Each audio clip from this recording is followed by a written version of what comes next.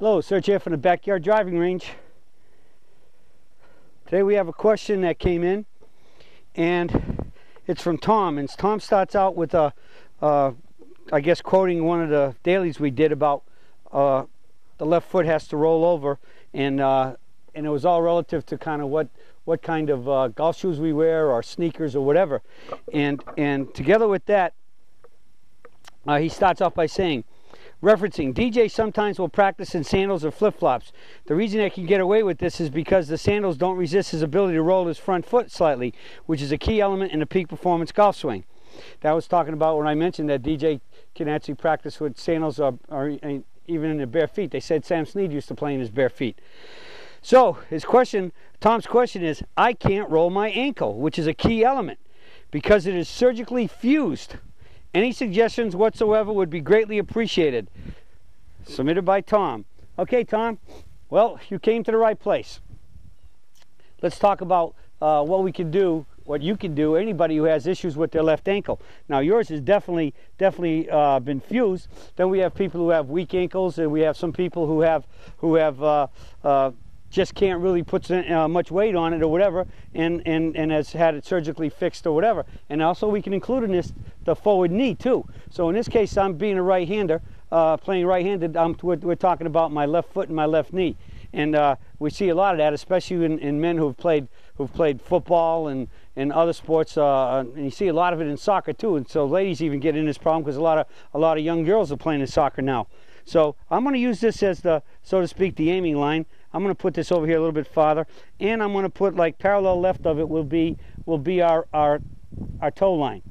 The key to relieving any stress in the forward ankle, the forward knee, and even the forward hip, and sometimes if we got back problems, lower back problems too, this helps, is to open up the feet. Now, you know that historically, you go back and look at anything written about the peak performance golf swing, the number one key in terms of your stance is that the feet should be flared about 30 degrees.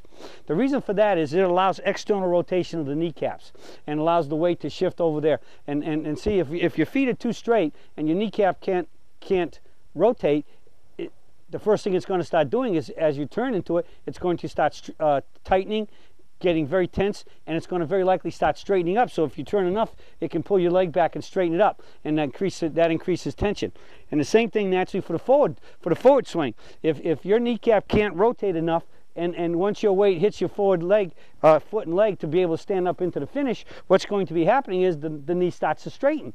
And if the knee straightens, what's it doing? It's pushing the hip up, and very likely going to cause you to be, as your swing goes forward and the knee can't, and the ankle and knee, ankle can't rotate and the knee can't externally rotate either, it's going to very likely stop pushing you backwards into a reverse weight shift. All right? And so it needs to roll, but if it can't roll, and by roll I'm talking about it can roll over to the outside edge.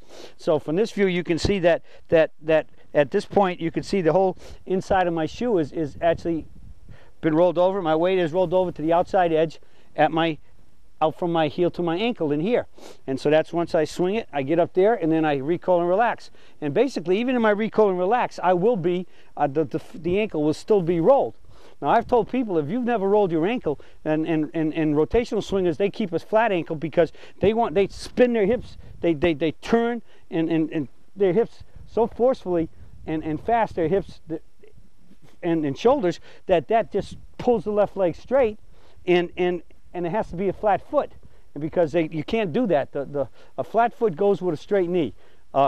A rolled foot goes with a flexed knee. We want to flex. The knees are flex joints. They're designed to be in dynamic motion flexed.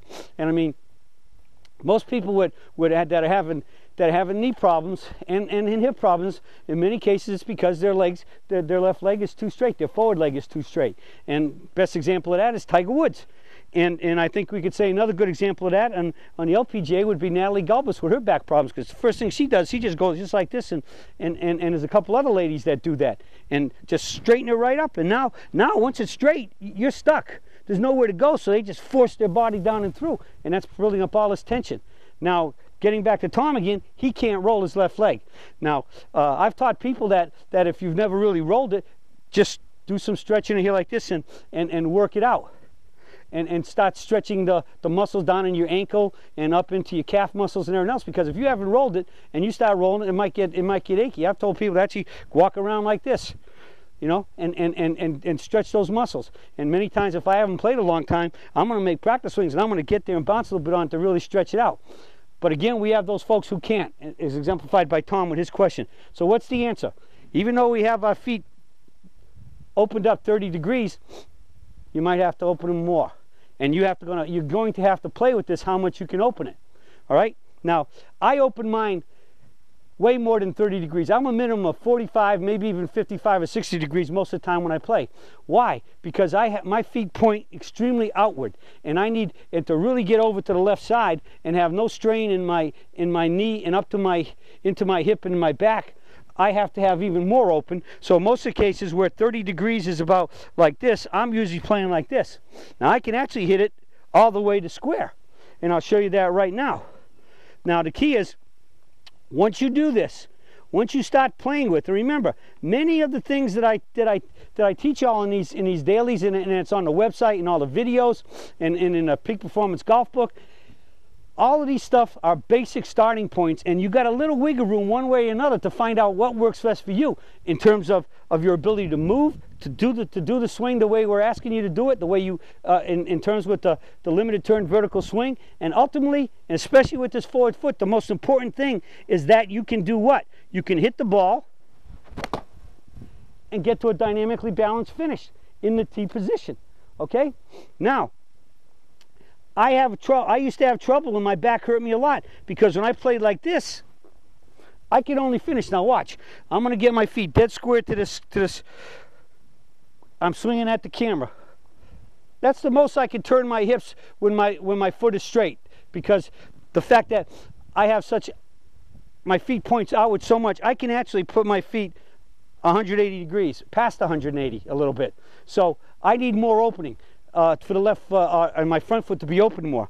And so this is what I'm actually saying to Tom now, and anybody who has these issues with bad ankles and bad knees. You have to toy with it and find out what you can do. Now I can stand here, I can go and point my foot straight to the target and hit it in balance. Now the key is this. Well, I know I fell a little forward there, but this is a spongy mat and it's actually slightly downhill.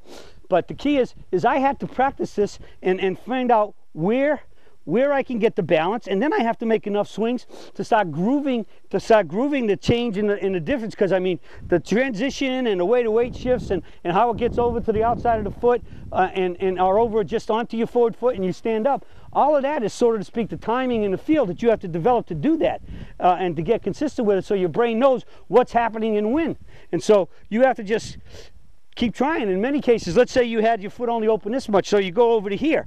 Then you do what? You hit some swings from there and you start feeling it, and then maybe try it a little bit more open. At some point, you'll have a problem with balance and control to hit the ball solid and everything else. And then you know you've gone too far, and you come back and you basically find that point again, and the one that works the best, and you make the swings and you practice it.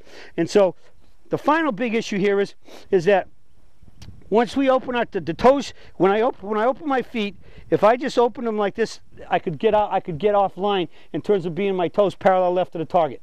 All right? So you have to, as you open up your foot more, you need to keep the front foot toe on the foot.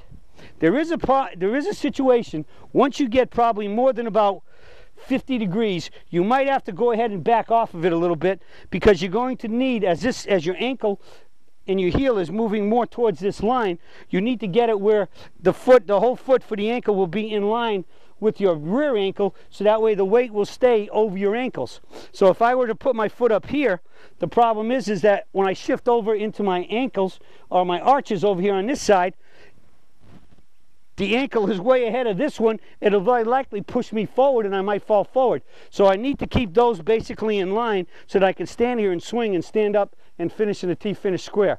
So once you get over about 50 degrees to 60 degrees open, you need to have that. It's okay for that foot to come off the line. But again, you have to find out how much. You've got to find out your balance points. All right? So the key is I can still hit good golf balls, good shots with my foot open all the way to totally open.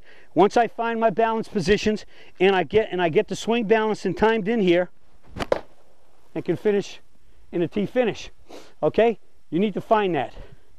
You need to find how much you need to open your foot to the target, and find a balanced position where it is into your relative to your back foot, so you still have control, you have power, and you have balance, and you can finish in that dynamically balanced T finish where you come up and then recoil and relax to your target. You do all that, you'll be able to hit the ball, and the foot, as you can see, stays relatively flat doing that, and your weight just transfers over towards your left foot. Well, I let that one roll.